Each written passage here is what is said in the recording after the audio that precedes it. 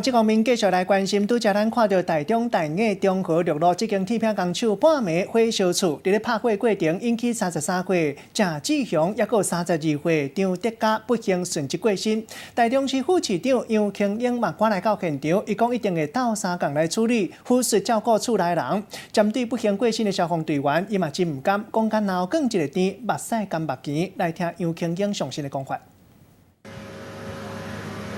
当刚刚我们列队送出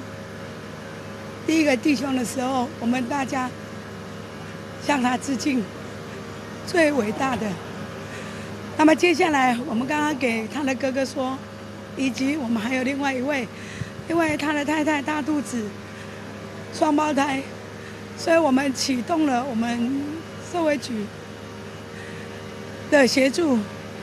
马上到家里去。 为安慰陪伴这个太太，因为现在她是大肚子。第二个，我们乌日分局警察也出动，消防局也出动，我们全面要来善后，要照顾这些家属。这是卢市长一再指示，从昨天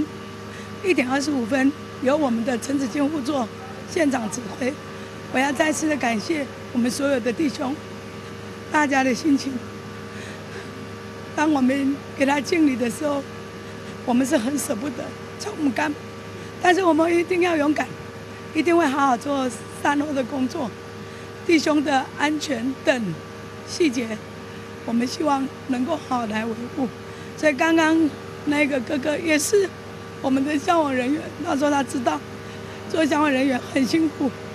所以我说我们一起来善后，他给我点点头，我真的很舍不得，我拍拍他说。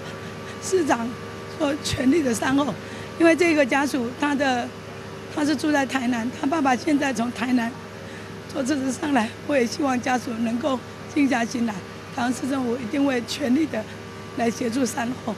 那我们的社会局志工也开始都出动，往后不管是孩子家属等等的事项，市长指示全力以赴的协助，全力以赴的照顾。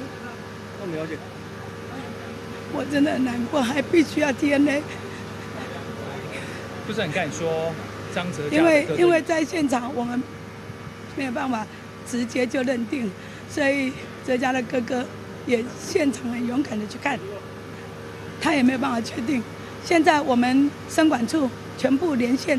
现在在路中，生管处已经在宾馆等，我们一切会安排好所有的事宜，相关的不管是。 认定问题，我们会在最快速的时间，所有的细节全部连线的，立即清楚，来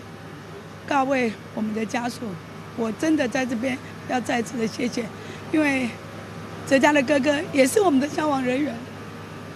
他说消防人员就是应当要做。我听到这个话，我真的非常感动。所以不管是我们所有的协勤人员，我一并在这边代表台中市政府，谢谢大家。